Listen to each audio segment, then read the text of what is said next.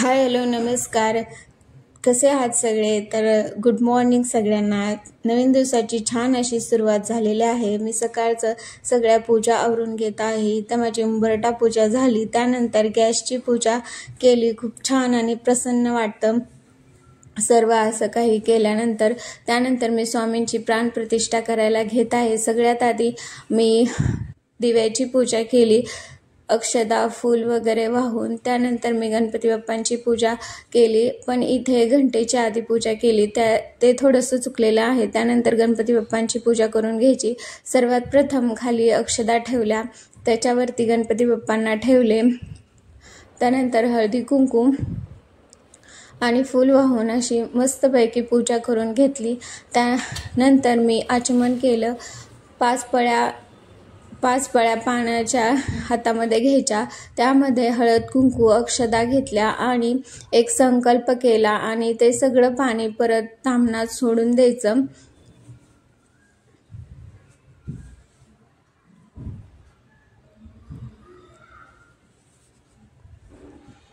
त्यानंतर मी स्वामी महाराजांना अभिषेक घातला.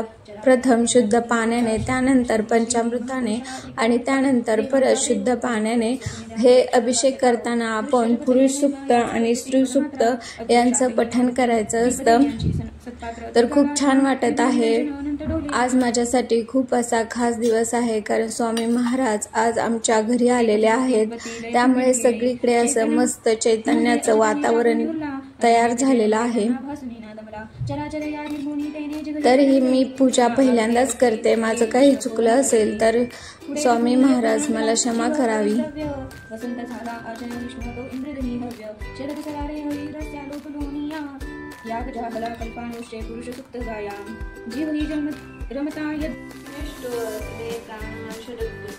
अस्मे देव कर्माच मामहेती च कंचन रक्ताभिपोतो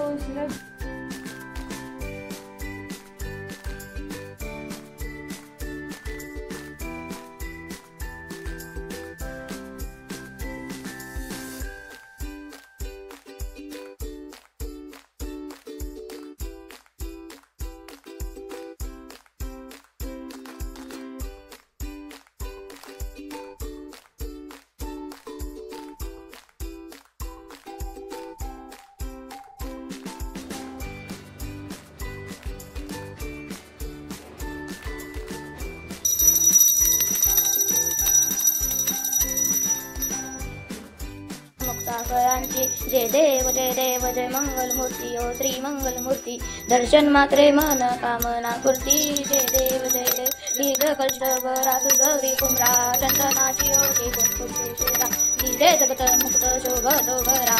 रंगुंचे नोपुरे जने कावरिया. जय देव इथं माझं काही चुकलं असेल तर स्वामी महाराज मला क्षमा करा. क्षमस्व. जय देव जय त्यानंतर मी मस्तपैकी अशी आरती करून घेतली. आधी गणपती बाप्पांची, त्यानंतर देवीच्या आणि त्यानंतर स्वामी समर्थांची, अशा सगळ्या आरत्या करून घेतल्या.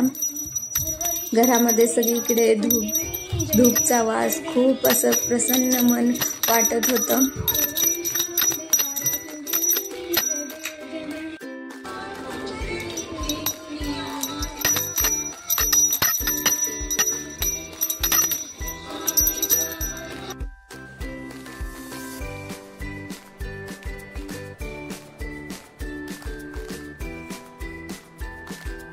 गुरुवारी माझा उपवास असतो, त्यामुळे मस्त अशी साबुदाणा खिचडी आणि दही हे एन्जॉय केलं.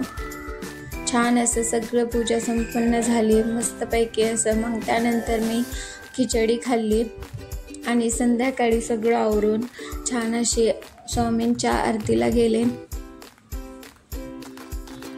इथं पहा माझा आजचा लूक असा आहे. आणि तिथे एका ताईंनी त्यांचा अनुभव शेअर केला, ते नक्की पहा.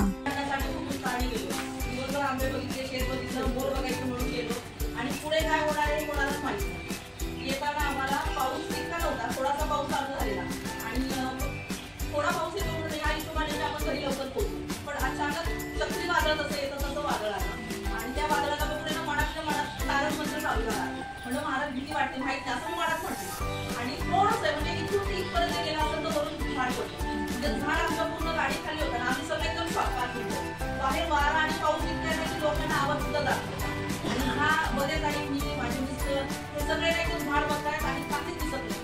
5 मिनिटं ब्लाइंड झाल्यानंतर कुणाला सुचले नाही की काय करावं. आणि थंडीनंतर सांगितलं की आपण मागची काचच नाही, तर ती काच नाही म्हणून त्यांनी असा हात केला की वाचवा वाचवा. तर एक माणूस फक्त छत्री घेऊन झाड बघायला आलेला, त्याला वाटतं झाड पडलंय, पण सगळी माणसं गाडीचे म्हणून त्यांनी सांगितलं की 5 मिनिटं मी सगळ्यांना बोलवतो. तो छत्री घेऊन सगळ्यांना गोळा केला आणि लोकांनी बाहेर काढलं. तोपर्यंत आम्ही गाडीत एकदम सेफ होतो.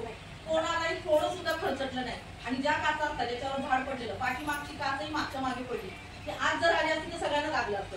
पुढची जी काच होती ना, ती फक्त डोळ्यांनी बघत होती, तिचा फक्त आवाज तड तड तड येत होता, ती अंगावरती आली नाही. आणि असं वाटलं की समोर फक्त झाड पडले, सगळे सुटले. पण बाहेर उतरल्यावरती कळलं बापरे किती मोठा ओंड काय, पुढे काय. गाडी पूर्ण डॅमेज झालेली, म्हणजे डायरेक्टली स्क्रॅप मध्ये द्या म्हणून सांगितलेलं, त्याच्यात काहीच राहिलं नाही. पण आतमध्ये ज्या 4 सीट आहेत ना, त्याच फक्त व्यवस्थित आहेत. आणि आम्ही बाहेर उतरून भर पावसात पोरगं घेऊन हे सगळं पळापळ करतो का, तर वरतून दुसरं झाड पडल्याची भीती. पण एवढं आहे की ना, मला म्हणजे अनुभव तर आहेच, पण महाराजांना माहित होतं की पुढे काय होणार आहे, म्हणून जी रात्र सेवा करून घेतली त्याने दुसऱ्या दिवशी झोप आली, नाहीतर तीही झोप मिळाली नसती. कुणालाही काही खर्चटलं नाही. दुसरा अनुभव असा की चला महाराज तुम्ही वाचवलं, म्हणत की हा तुम्ही आहात ना महाराज, एवढं बोलून आम्ही आलो. म्हणजे ना भीती नाही की गाडी गेली काय झालं, काहीच नाही. असं वाटत होतं की आमच्या बरोबर स्वामी आहेत. एवढं करून घरी सुखरूप आलो. दुसऱ्या दिवशी 12 तासही झाले नव्हते, फक्त ती गाडी जी पडलेली आहे, जे जेसीबी वगैरे आणून जे झाड काढलं ते सगळं झाल्यानंतर ती गाडी फक्त आणून शेवळवाडीत कुठेतरी गॅरेजला लावायची हिशोबाने ते परत गेले. त्याच गाडीने इथून ते गेट इतकंही अंतर गेले नसतील तर 2 जणांना त्या गाडीने परत उडवलं. आणि ती गाडी आहे ना, टायर फिरलं म्हणून इतकी जोरात फिरली की 2 जण इतके जखमी झाले ते डायरेक्ट कॅनल मध्ये, आणि आपल्या फॅन इतकं उडाले असतील. म्हणजे त्या गाडीने आपलं जसं म्हणतो ना की आपली वेस आहे, वेशीच्या बाहेर येऊनच दिलं. आणि त्या गाडीला नंतर मग ट्रेन आणून ती गाडी नेली. म्हणजे गाडीने कोणाचा तरी जीव घ्यायचा होता. घरी आल्यानंतर मी छान असा स्वयंपाक केला. पुऱ्या पहा किती छान टम्म अशा फुगलेल्या आहेत. खीरपुरी पुरी आणि रसपुरी असा बेत होता. त्यानंतर स्वामींना मी नैवेद्य अर्पण केला, रसपुरी, भात, पापड असं सगळं. आणि त्यानंतर आम्ही सगळ्यांनी जेवण केलं. तुम्हाला व्हिडिओ आवडल्यास नक्की लाईक, शेअर, सबस्क्राईब करायला विसरू नका. धन्यवाद. चावलं का तर चावलं. कसं झालं पुऱ्या तू?